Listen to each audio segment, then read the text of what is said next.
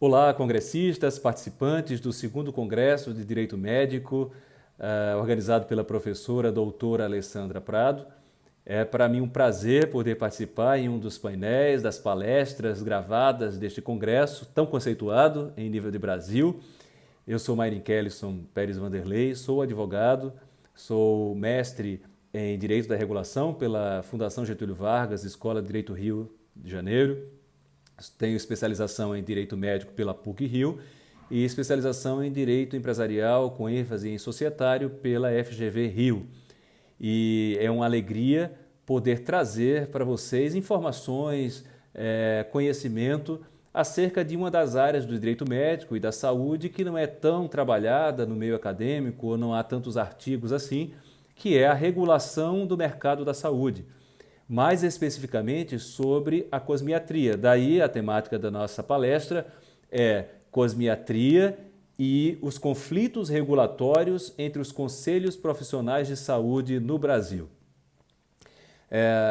O direito à saúde é muito amplo e, em geral, quando nós pensamos em conflitos da saúde, a nossa mente se volta para a responsabilidade civil, para os problemas da judicialização, para a defesa do profissional de saúde, ou outras temáticas ligadas ao dia a dia dos problemas de saúde, como a ausência de atendimento, planos de saúde, questões que envolvem a obrigação do Estado em fornecer a saúde como direito do cidadão e também, ocasionalmente, nós encontramos os problemas administrativos, como sanções, multas e não conformidades na atividade da saúde.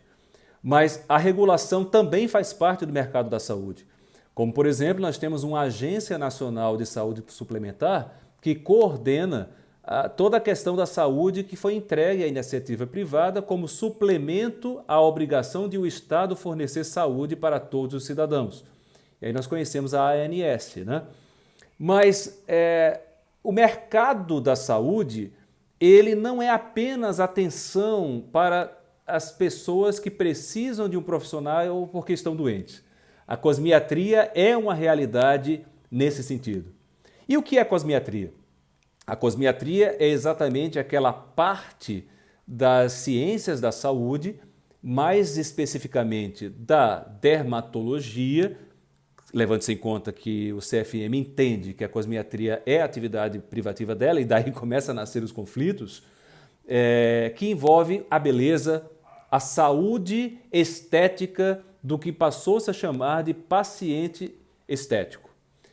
Muito bem, como vocês sabem, em 2013 foi promulgada a Lei do Ato Médico e a Lei do Ato Médico fala claramente que tanto o diagnóstico quanto o tratamento e a utilização e a designação de procedimentos perfurantes, procedimentos chamados invasivos nas pessoas, seria atribuição exclusiva do médico.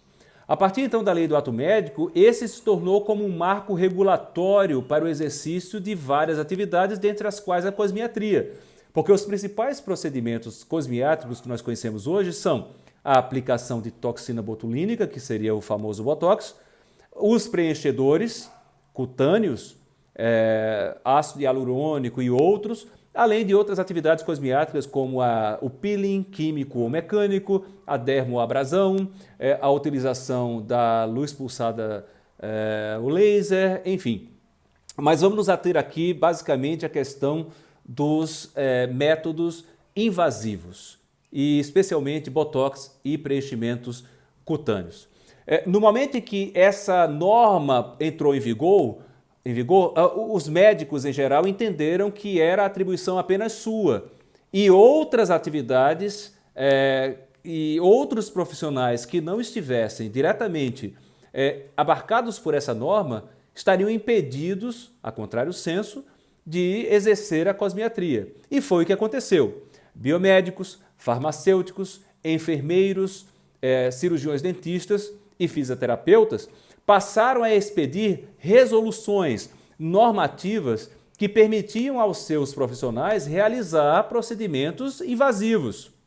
Então nós tivemos a saúde estética, a dermatologia, que já era da própria medicina, mas tivemos o farmacêutico estético, a enfermagem estética, a fisioterapia dermatofuncional e a biomedicina estética.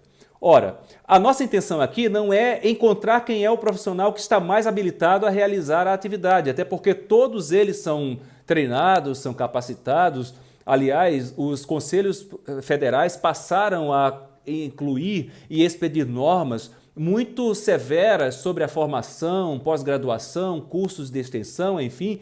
Aparentemente, todos os profissionais estariam habilitados a exercer a cosmiatria. O problema é que, uma vez que havia uma lei permitindo aos médicos realizar qualquer procedimento invasivo e outros profissionais de saúde passaram a admitir, por resolução própria, que estariam também habilitados, nós passamos a ter um problema regulatório sério, que era: normas de conselhos podem falar mais do que a lei? Ou, mais ainda, poderia o CFM interpretar o artigo 4º da Lei do Ato Médico como sendo extremamente inclusiva para médicos, excluindo qualquer outro profissional? Aí estava a discussão. Então, à medida que os conselhos iam expedindo suas normas, o Conselho Federal de Medicina ou as organizações médicas, como as sociedades, os conselhos regionais, as sociedades específicas de especialidade, passaram a judicializar a questão e levar ao judiciário decidir quem teria ou não a prerrogativa de exercer ou não a cosmiatria. Bem, até aí nós teríamos um conflito resolvido pelo judiciário, mas se nós analisarmos do ponto de vista da regulação, a decisão judiciária talvez não seja o melhor caminho, e por algumas razões. A cosmiatria envolve, por um lado, o direito à saúde, porque uma vez que eu realizo um procedimento estético numa pessoa, eu estou realizando um procedimento que pode ter efeitos positivos ou negativos no consumidor, que é aquele que é objeto e sujeito também do procedimento cosmiátrico. Em segundo lugar, nós teremos um problema de profissão, porque, veja comigo, se por acaso o Supremo Tribunal Federal ou qualquer outro órgão decida que enfermeiro, por exemplo, não pode exercer a cosmiatria, e isso aconteceu, por exemplo, no TRF5, nós estaríamos limitando a atuação de toda uma classe profissional.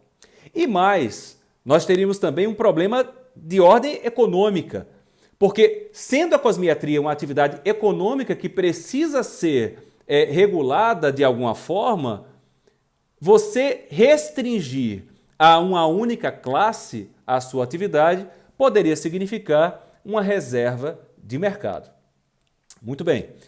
Independentemente do fato de serem os médicos os únicos habilitados ou não, ou estarem todos os outros profissionais habilitados a exercer a cosmiatria, nós estamos diante de uma outra situação bastante complexa que precisa ser tratada.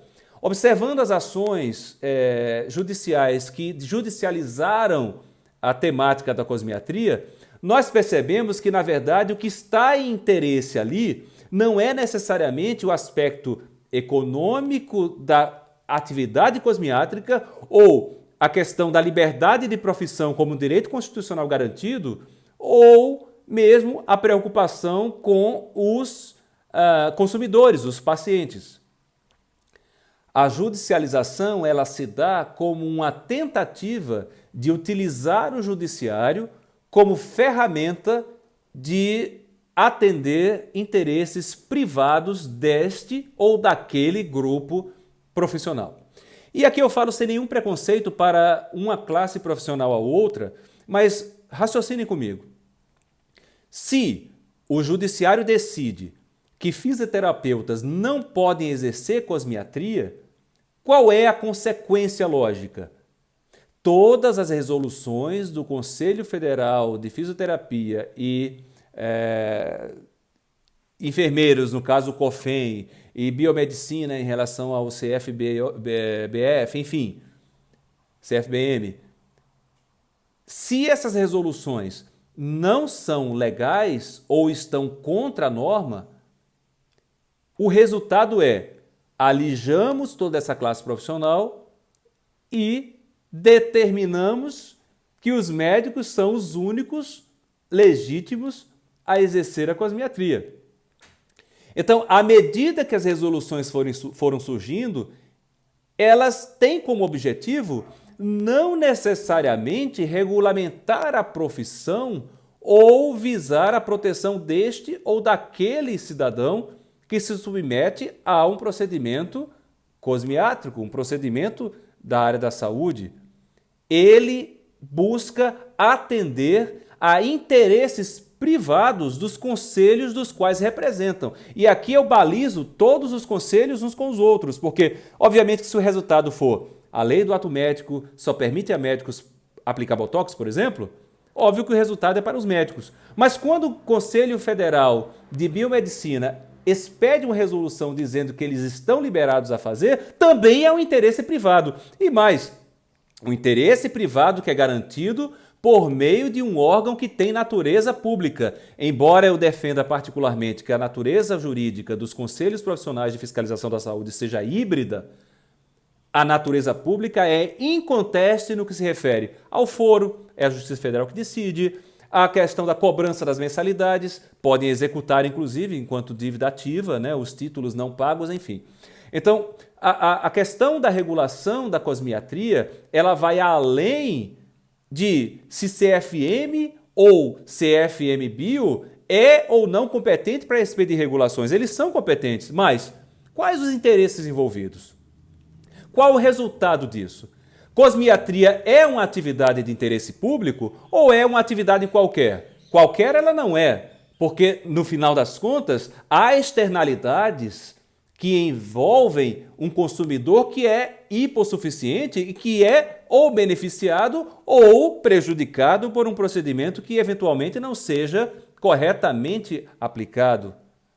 De modo que a discussão ela é ampla, há debates no Brasil inteiro, há ações do CFM e as organizações médicas contra praticamente todos os outros conselhos profissionais e há também ações entre os próprios conselhos profissionais, como, por exemplo, a acupuntura. Não temos um conselho profissional da acupuntura, mas recentemente o STF decidiu que fisioterapeutas não podem prescrever a acupuntura porque isso seria ato médico. Vejam, a problemática, a discussão, ela é muito mais ampla do que apenas interpretar a lei do ato médico. É preciso analisar a cosmiatria como uma atividade econômica da qual procedem e emanam efeitos sobre a comunidade, sobre a sociedade como um todo. Isso é de interesse regulatório.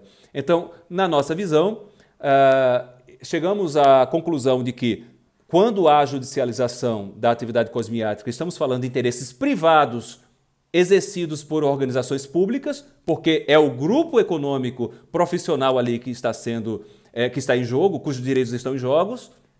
Em segundo lugar, o Estado precisa entender a cosmiatria como uma atividade de interesse público, como uma política pública e deve se envolver sim, através seja do Ministério da Saúde ou de um órgão competente. E, em terceiro lugar, a autorregulação que caracteriza os conselhos profissionais da saúde, ela não pode ser absoluta, porque se assim for, nós teremos uma confusão muito grande. Imagine as pessoas que investiram em consultórios, investiram em material e hoje não podem exercer sua atividade. Então é isso, queridos e queridas colegas e participantes deste congresso. Eu desejo a todos um excelente congresso, que possam aproveitar ao máximo todos os textos e se precisarem de mais informações, mais discussões, nós temos nossos contatos. Você pode fazer contato pelo nosso Instagram, BWF Advocacia, e pode nos seguir nas redes sociais e também no próprio material do congresso você terá informações sobre o nosso trabalho e sobre a palestra. Que todos tenham um excelente congresso e vamos todos lutar por uma saúde digna para todas as pessoas. Cuidem-se e, se puderem, fiquem em casa, porque estamos vivendo tempos muito difíceis. Sucesso a todos e a todas!